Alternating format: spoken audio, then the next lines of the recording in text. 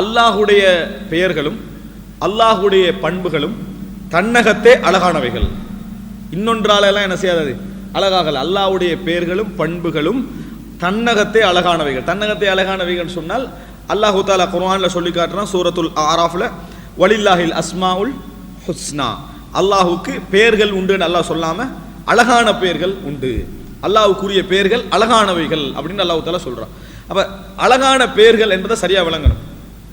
நம்ம அழகான பேர் எது நினைக்கிறது தெரியுமா? சும்மா ஒரு காயின் அப்படி மேலுக்கு கீழே போட்டு சத்தம் வந்து அது அழகான பேர்.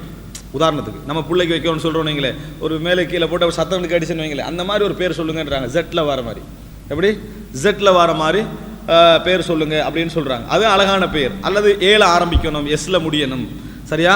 இந்த அழகான பேர் இல்லை. ஏன்னா நிறைய பேர் அழகான பேர் ஒருவேளை அந்த ஸ்டைல் நல்லா இருக்கிறது அப்படின்னு நினைச்சிடக்கூடாது.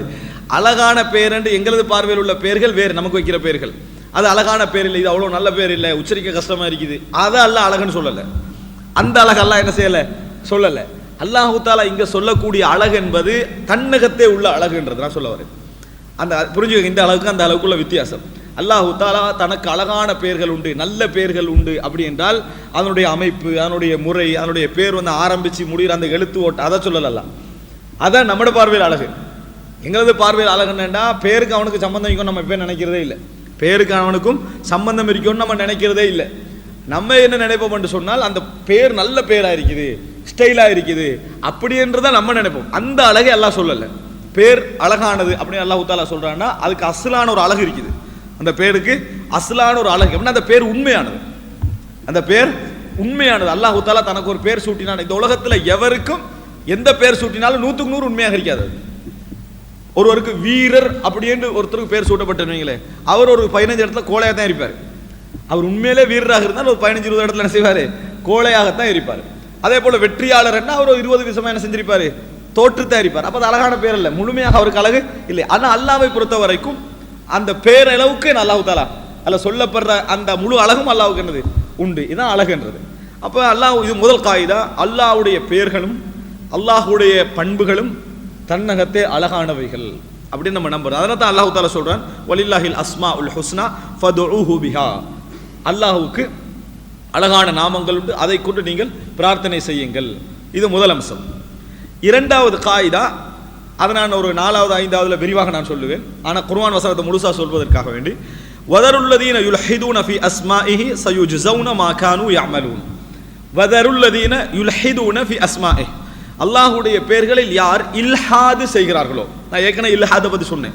இல்ஹாத் என்பது அல்லாஹ்வுடைய பெயர்களையும் சிஃபத்துக்களையும் செய்யக்கூடிய குஃபருக்கு அல்லாஹ் என்ன செய்யறான், இல்ஹாத் அப்படின்ற ஒரு வார்த்தையை உபயோகிக்கிறான் அப்படின்னு சொல்றான். ஆனால் அரபுல இன்றைக்கு டேர்மாக முல்ஹித் அப்படின்னு சொன்னா நாஸ்திகவாதிக்கு சொல்லுவாங்க. நாஸ்திகம் பேசுறவங்களுக்கு அரபுல முல்ஹித் அப்படின்னு சொல்லுவாங்க, ஏத்திஸ்டுக்கு சொல்றது. ஆனால் குர்ஆன் அல்லாஹ் தஆலா அஸ்மா வ சிஃபாத்தை மறுக்கக்கூடியவருக்கு அல்லாஹ் தஆலா சொல்றான். அப்ப இல்ஹாத் அல்லாஹ்வுடைய அஸ்மா வ சிஃபாத்துல வரும். இல்ஹாத் என்பது அல்லாஹ்வுடைய அஸ்மா வ சிஃபாத்துக்கள் வரும். அது என்னென்ன வகையில் வரும் என்பதை நான் உங்களுக்கு என்ன செய்றேன், ஒரு 6வது 7வது காயிதாக்களை கொஞ்சம் விளங்கப்படுத்துறேன். இல்ஹாத் எப்படி அல்லாஹ்வுடைய அஸ்மா வ சிஃபாத்துல இல்ஹாத் என்றது எது? இப்ப அல்லாஹ் என்ன சொல்றான், யார் அல்லாஹ்வுடைய அஸ்மா வ சிஃபாத்துக்களிலே குஃப்ர் செய்கிறார்களோ, இல்ஹாத் செய்கிறார்களோ அவர்களை விட்டு விடுங்கள் என்றான். அப்ப நம்ம எதை தெரிஞ்சிருக்கணும், எது இல்ஹாத், அஸ்மா வ சிஃபாத்துக்கள்ல எது இல்ஹாத், பேர்களே பண்புகள்ல எது குஃப்ர் என்பதை நம்ம என்ன செய்யணும், தெரிந்து வைத்திருக்க வேண்டும். அதை நான் உங்களுக்கு 5வது 6வது கட்டமாக சொல்கிறேன். இது அப்போ முதலாவது காயிதா, அல்லாஹ்வுடைய பெயர்கள் அழகானவைகள் என்பது அம்சம். அடுத்ததாக அல்லாஹு தாலாவுடைய பெயர்கள் சம்பந்தமாக இவர் சொல்லக்கூடிய இன்னொரு, அதாவது முதலாவது குர்ஆன் வசனத்தை சொல்லியிருந்தாரு, அதுக்கு பிறகு சில அடிப்படைகள் என்ன செய்யறாரு சொல்லிக்கிட்டு போறாரு. அதுல இரண்டாவது என்ன அப்படி என்று சொன்னால், அதாவது அல்லாஹு தாலாவுக்கு இரண்டாவது காயிதா, அல்லாஹ்வுடைய அதாவது அஸ்மாக்கள் எல்லாமே சொல்லுவாங்க அலாமுன் வ அவுசாஃப்னு நடுவாங்க. அலாமுன் வ அவுசாஃப்னு நடுவாங்க. அல்லாஹு தாலாவுடைய எல்லா பெயர்களும் அது பெயர்ந்தான் பண்பையும் உள்ளடக்கி இருக்கும். பண்பையும் உள்ளடக்கி இருக்கும். அல்லாஹ்வுடைய எல்லா பெயர்களும் என்ன செய்யும், பண்பையும் உள்ளடக்கி இருக்கும். நம்ம பார்த்தோம் சென்ற வாரம் ஒரு ஞாபகம் மூட்டலுக்காக காயிதான் அடிப்படையில். ரஹ்மான் எந்த பேர், ரஹ்மான் அல்லாஹ்வுடைய பேர். என்ன சிபத்தை உள்ளடக்கி இருக்கும், ரஹ்மத். மலிக் அல்லாஹ்வுடைய பேர், மாலிக் அல்லாஹ்வுடைய பேர். எந்த சிபத்தை உள்ளடக்கி இருக்குது, முல்க் ஆட்சி என்பது. ஜப்பார் அடக்கி ஆளக்கூடியவன். ஜபர் என்ற சிபத்தை அல்லாஹ் தஆலா ஜபரூத் என்ற சிபத்தை வைத்திருக்கிறான். அதே போல ரஹீம் ரஹ்மத் என்ற சிபத்து. இந்த மாதிரி நம்ம என்ன செய்யறோம், அல்லாஹு தாலாவுடைய ஒவ்வொரு பெயர்களும் அவரையும் அல்லாஹ்வையும் குறிக்கிறது, அல்லாஹ்வுடைய பண்பையும் என்ன செய்கிறது, குறிக்கிறது. இது நம்ம ஏற்கனவே பார்த்தோம், 2 விரிவாக பார்த்ததா. மூன்றாவது என்னன்னு சொன்னால், அல்லாஹு தாலா பேர் சொன்னா அதுல பண்பு அடங்கும், பண்பு சொன்னா அதுல பேர் அடங்காது. மூன்றாவது காயிதா. பண்பு சொன்னா அல்லாஹ் பண்பை மட்டும் சொல்றான்னு வைங்களேன், அப்ப நம்ம பேர் எடுக்க கூடாது. அதுல இருந்து அல்லாஹு தாலா குழந்தை யஹபு லிமை யஷாஉ இனாதா வ யஹபு லிமை யஷாஉ ذுகூர் அவ் யுஸவ்விஜுஹும் ذுக்ரானன் வ இனாதா அல்லாஹ் வ யஜஅலு மை யஷாஉ அகைமா. அல்லாஹு தாலா நாடியவர்களுக்கு ஆண் குழந்தையை கொடுக்கிறான். யஹபு வழங்குகிற ஹிபா, பெண் குழந்தையை கொடுக்கிறான். நாடியவர்களுக்கு என்னது, இரட்டை குழந்தையை கொடுக்கிறான். நாடியவர்களை குழந்தை பெறாத தன்மைக்கு ஆக்கி விடுகிறான். அதாவது அகைம் மலடி அப்படின்னு அல்லாஹ் தாலா சொல்றான். இது தமிழுடைய பிரச்சனை, சரியா? அரபுடைய பிரச்சனை அல்ல. அப்படி தமிழ் அந்த சொல்றது மட்டும் தான் என்ன செய்யுது இருக்குது. அது பொருத்தமான எனக்கு மொழிபெயர்ப்பு மாதிரி என்ன செய்யல, விளங்கல. அக்கம் என்பதுக்கு தமிழ்ல எப்படி மொழிபெயர்க்கிறது ஒரு நல்ல மொழிபெயர்ப்பு மாதிரி விளங்கல. ஆனா தமிழ் எல்லா வகையிலும் அழகாக இருந்தாலும் இங்க கொடுந்தமிழ் தான், இது செந்தமிழ் இல்லை. எது இந்த அக்கம் என்ற வார்த்தைக்கு இன்றைக்கு தமிழ்ல உள்ள மொழிபெயர்ப்பு வந்து அழகாக மொழிபெயர்க்க முடியாம இருக்கிறதுல. ஆனா அரபுல அது அழகாகத்தான் சொல்லப்பட்டிருக்கு. அரபுல அழகா. அதனால நம்ம எப்பயும் மொழிபெயர்க்கிற நேரத்தில் அந்த சொல்லு மொழிபெயர்க்க கூடாது. எப்படி நம்ம சொல்லணும்னு சொன்னா, குழந்தை என்னது பெறாதவர்களாக அல்லாஹு தாலா ஆக்குகிறான், அப்படித்தான் என்ன செய்யணும், நம்ம அதை புரிந்து கொள்ளணும். அப்ப யஹபு லிமை யஷாஉ இனாதன் வ யஹபு லிமை யஷாஉ ذுகூர், நாடியவர்களை அல்லாஹு தாலா என்னது, அதாவது இந்த குழந்தை பெறாதவராக அல்லாஹு தாலா ஆக்குகிறான். இந்த இடத்துல அல்லாஹு தாலா அந்த அக்கீதாவுக்கு வெளியவாக இருந்தாலும் பெண்ணை ஆக்குகிறான் அல்லாஹு தாலா சொல்லல. அந்த இடத்துல அல்லாஹு தாலா வ யஜஅலு மை யஷாஉ அகைமா, நாடியவர்களை குழந்தை பெறாதவர்களாக அல்லாஹ் ஆக்குகிறான். பெண்ணை மட்டும் சொல்லல, ஆணையும் சேர்த்து என்ன செய்யறான். நாடியவர்களுக்கு ஆண் குழந்தை கிடைக்கிறான், அது என்னது, ஆணுக்கு சேர்த்து எடுத்துக்கொள்றோம். நாடியவர்களுக்கு இரட்ட குழந்தை கிடைக்குன்னா யாரை சேர்த்து எடுத்துக்கொள்றோம், ஆணையும் சேர்த்து எடுத்துக்கொள்றோம். குழந்தை பெறாதவராக டக்குன்னு பெண்ணுக்கு போட்டுருது, விளங்கிட்டா? அப்படி அல்ல, 2 பேரே அப்படி எல்லாம் ஆக்குறான் அப்படின்னு எடுத்தது அல்லாஹ்வுடைய நாட்டம், மஷியத் அல்லாஹ்வுடைய நாட்டம்.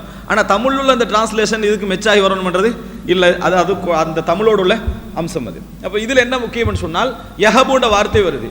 இதை வச்சு ஒரு ஆள் அல்லாஹ் தாலா குழந்தை எடுக்கிறான், அப்படி எடுத்து வச்சு அல்லாஹ்வுக்கு பேரோண்டு உருவாக்கி குழந்தை கொடுப்பவனே என்ன செய்யக்கூடாது, துவா கேட்கக்கூடாது. அல்லாஹு தாலா தனக்கு அந்த பேரை சொல்லி இருந்தாலே தவிர, குழந்தை கொடுப்பவனே என்று அந்த அல்லாஹ்வுக்கு பேர் சொல்றது இருக்குது. நம்ம அழைப்பதற்காக பிரார்த்தனைக்காக சொல்ற அம்சம் இருக்கு, அது வருகிறேன். எதை உதாரணமாக, யால நீ நாடியவங்களுக்கு குழந்தை கொடுக்குறாய், உனக்கு தான் அந்த ஆற்றல் இருக்குது, எனக்கு ஒரு குழந்தை தான் என்பது வேற. குழந்தை கொடுப்பவனே என்பது அல்லாஹ்வுக்கு ஒரு பேர் என்ன செய்யறோம், நம்ம சூற்று அமைப்பில் என்ன செய்யக்கூடாது, வஹாப் அப்படி என்ற வார்த்தை அல்லாஹ் சொல்லி இருந்தாலே தவிர என்ன செய்யக்கூடாது, உபயோகிக்க கூடாது. இப்போ வஹாப் அல்லாஹ் தாலா என்ன செஞ்சுக்கிறான், சொல்லி இருக்கிறான், தனக்கு வஹாப் என்று சொல்லிக்கிறான். அப்ப அந்த நேரத்தில் என்ன செய்யலாம், அதை எடுக்கலாம். இதே மாதிரி தான் நீங்க எல்லா இடங்களிலும் என்ன செய்யணும், அல்லாஹு தாலா தனக்கு என்ன சிஃபத்தை சொல்லி இருக்கிறானோ அந்த சிஃபத்தோட நிறுத்திக்கணும். அதிலிருந்து பேரை பிரிச்செடுத்து என்ன செய்யக்கூடாது, பேர் அல்லாஹு தாலாவுக்கு நம்ம சொல்லக்கூடாது. உதாரணமா யஃஅலு மா யுரீத், விரும்புகின்றவனை விரும்புவற்று அல்லாஹ் செய்வான். யுரீதன்னா அல்லாஹ் விரும்புகிறான், விரும்புகின்றவற்றை அல்லாஹ் செய்வான். அப்படி என்ன அல்லாஹ்வுக்கு முரீத் என்று பேர் வச்சிடக்கூடாது.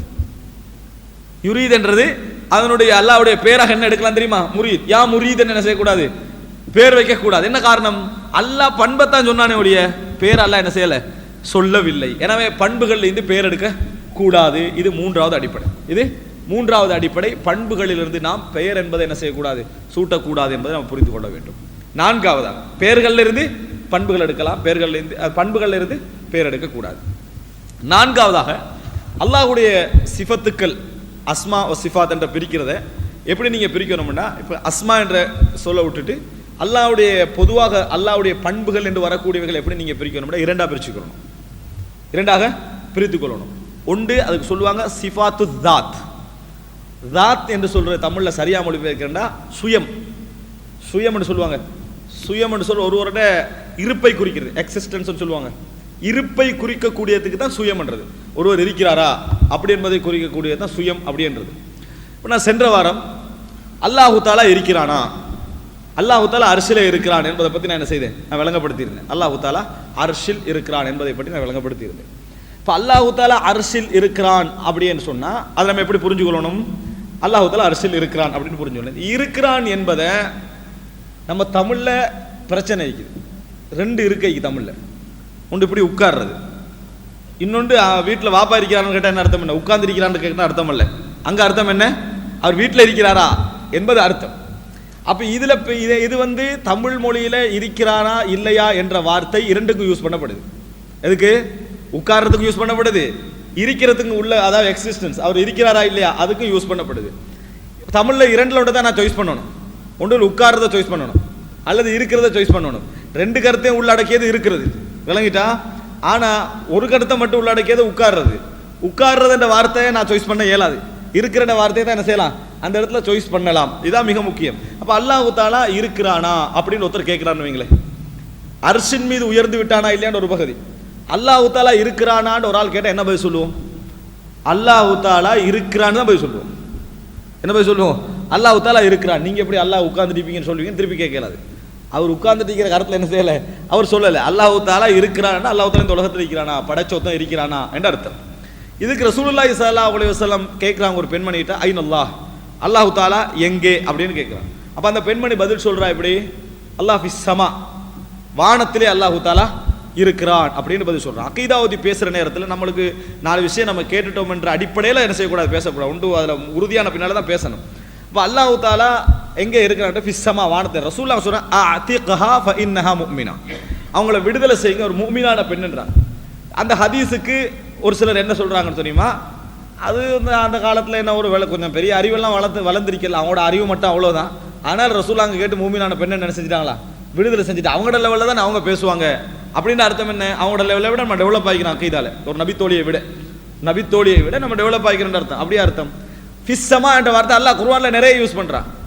மன் ஃபிஸ் ஸமா, வானத்திலே இருக்கக்கூடியவன் என்ற வார்த்தையை அல்லாஹ் குர்ஆன்ல என்ன செய்யறான், பல இடங்கள்ல யூஸ் பண்ணி காட்டுறான். மன் ஃபிஸ் ஸமா, மன் ஃபிஸ் ஸமா, மன் ஃபிஸ் ஸமா. தபாரக், நீங்க தபாரக்கே ஓதுனீங்கன்னா மன் ஃபிஸ் ஸமா என்ற வார்த்தை என்ன செய்யும், வானத்திலே இருக்கு. ரசூல் ஸல்லல்லாஹு அலைஹி வஸல்லம் யூஸ் பண்றாங்க, இர்ஹமு மன் ஃபில் அர்த் யர்ஹமுக்கும் மன் ஃபிஸ் ஸமா, உலகத்திலே உள்ளவர்களுக்கு இரக்கம் காட்டுங்கள், வானத்திலே உள்ளவன் என்ன செய்வான், உங்களுக்கு இரக்கம் காட்டுவான். ஹதீஸ்ல நம்ம என்ன செய்றோம், பார்க்கிறோம். ஃபௌகக்கும், உங்களுக்கு மேலுள்ளவன் என்ற வார்த்தையெல்லாம் நம்ம என்ன செய்றோம், பார்க்கிறோம். அதனால இருக்கிறாண்ட வார்த்தையோ, மேலே இருக்கிறாண்ட வார்த்தையோ, வானத்திலே இருக்கிறாண்ட வார்த்தையோ அகீதாக்கு முரணான ஒரு வார்த்தை அல்ல என்பதை புரிஞ்சுக்கணும். இது பொதுவாக இருப்போடு சம்பந்தப்பட்டது. இரண்டாவது, அர்ஷில் இருக்கிறான் என்ற வார்த்தை. அர்ஷில் இருக்கிறான் என்ற வார்த்தை நம்ம எதுக்கு மொழிபெயர்க்கிறோம்? இஸ்தவா அலல் அர்ஷ், தும்மஸ்தவா அலல் அர்ஷ். அது அல்லாஹ் அலல் அர்ஷ் இஸ்தவா, அல்லாஹ் அர்ஷின் மீது இஸ்தவா என்ற வார்த்தை வருது. அர்ஷின் மீது இஸ்தவா என்ற வார்த்தை. இந்த இஸ்தவா என்ற வார்த்தையை ஆரம்பகால இஸ்லாமிய அறிஞர்கள் 2 வகையில விளங்கப்படுத்தியிருக்கிறாங்க. நல்லா புரிஞ்சுக்கணும். இஸ்தவா என்ற வார்த்தையை வழிகட்டவர்களை தவிர்த்து 2 வகையில விளங்கப்படுத்துகிறாங்க.